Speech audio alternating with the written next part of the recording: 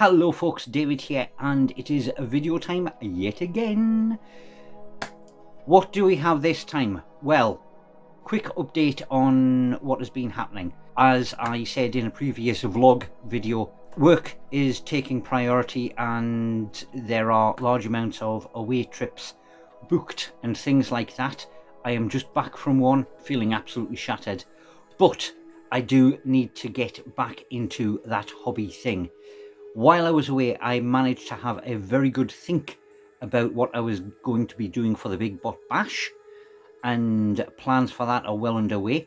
Hopefully with the Easter weekend I'll be able to make a reasonable start on that, because over here we do get sort of like, you know, a 4-day weekend, which is great stuff, but that is going to be getting done over the course of this month. So there's other stuff that needs to be tackled, and seeing as how we're on the Big Bot Bash in the background, why don't we go for a Little Bot Bash? I've got those Conflict 47 miniatures. There's an awful lot of automated infantry. I am going to get them out. I am going to get them cleaned up, based, base coated, painted, so I've actually got some infantry on the board. Now, I don't normally stop in the middle of prep work to do any videoing, but I thought it was a reasonable idea, because of what happened, to give a little bit of feedback on these mechanised infantry that you get in that British Commonwealth starter set. 8 miniatures there, plus 5 D&D miniatures, cleaned up, assembled, popped onto the bases. I haven't put the basing material on as of yet. That's the next stage. But cleanup for these, on the plus side, was an absolute breeze. Lovely detail on them, very little in the way of mould lines or anything like that. It was mainly just sort of like excess sprue that needed to be clipped off, and that was all good. However, the whole process of getting to this stage from start to finish, with the exception of stopping for a quick bacon sandwich in the middle, took 3 hours. Now, these guys, the Mark 1s, these were the problem. I'll quickly go to the Mark 2s. The way they've been moulded have the arm and the gun, that section, all in one piece, and that was great. And then all you've got to do is mate up the other arm at the shoulder into sort of like a socket that goes into the wrist on it. They were not too bad at all. However, on the Mark 1s, there is another joint there. So when you're trying to assemble sort of like the arm and gun section, you've got 1, 2, 3, 4 joints, and you've got to try and glue them and then maneuver them all into position. And that was an absolute nightmare. I would say quite possibly even worse than when I was spearing myself left, right and centre with the Dark Eldar. It is frustrating. It is worth it, don't get me wrong, because, you know, they are very nice looking miniatures, and they are coming out in plastic. I have seen that these are, I think, on pre-order at the moment, the newer versions of these. But if you are getting the ones from the starter set, do just allow yourself a reasonable amount of time. They are quite fiddly. That is about the best that I can say for them. Anyway, I will get some basing material on, because they are all at that stage, and get these off for an undercoat. Okay, they've all been given a grey undercoat and a spritz of white on top, and it is now time for large amounts of white dry brushing, and I am going with the soft makeup brush. Just got to get decent, nice all over.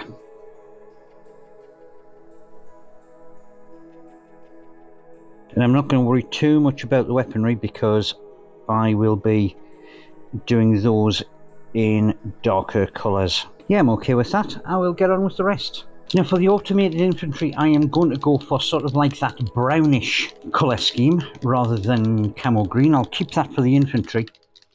And again, I am going to be trying speed paints on these. And for the brown base coat, I'm going to try warrior skin. I've given that a very big, massive mix. Get a goodly amount out there, and I'm just using a fat brush,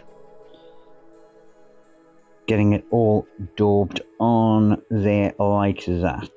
Make sure I get the hands properly, and we'll see what that turns out like when it is dried.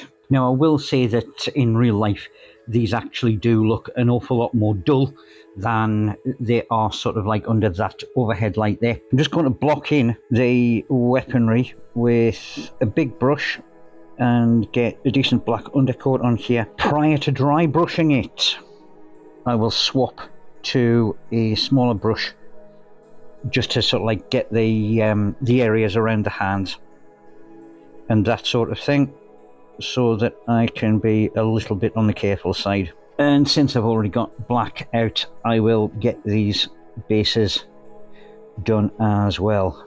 Then just for the last big bit of block colour, we'll get some dry brush gunmetal onto these guns.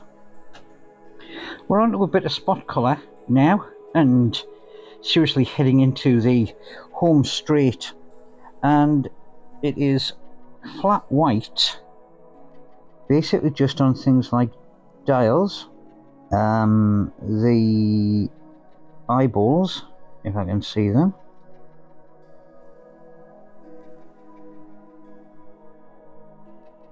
and they've got some kind of star-shaped symbol on here, which apparently is supposed to be white according to the colour guide. So yeah, okay, that's starting to get there. Should have done these earlier while I had the silver out. On all of them, there's just sort of like a piece or a screw on that front chest plate that is supposed to be metallic. Now, from what I can see on the painting guide, peculiar to the Mark IIs is a wee bit of sort of, I don't know whether it's rubber or cabling or something like that, which is a slightly different colour up on the shoulder area here. So I'll just get that out of the way.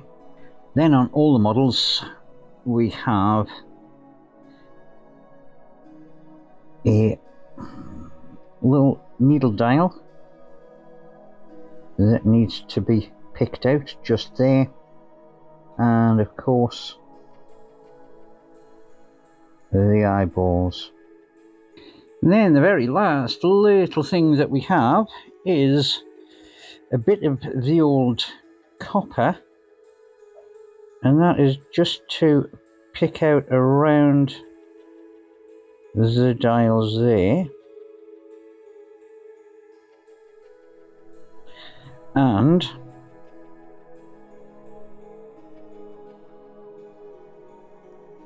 on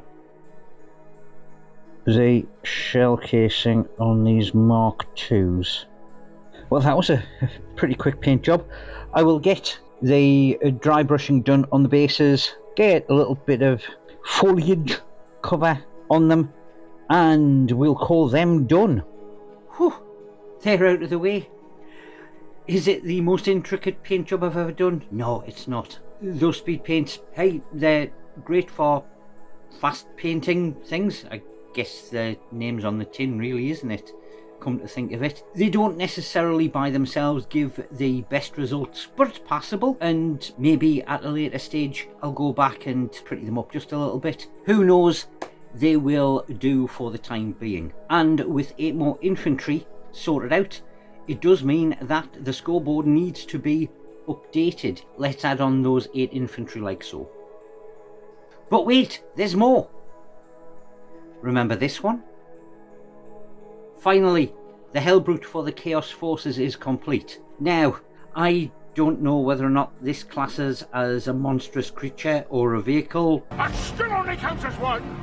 But since they're both in the same category, let's update that one as well. And that about wraps it up for this installment. If you have enjoyed what you've seen and are not already, please do consider hitting that subscribe button. Like the video if you have enjoyed it. If there is anything that you wish to see, please make a note in the comment section down below. There is going to be more Conflict 47 coming out because I've got the rest of that starter set to complete. But that is going to take a little bit of a backseat because I've got to get Big Bot Bash out of the way. That was the little Bot Bash. The Big Bot Bash is coming. Until then, toodle pip for now.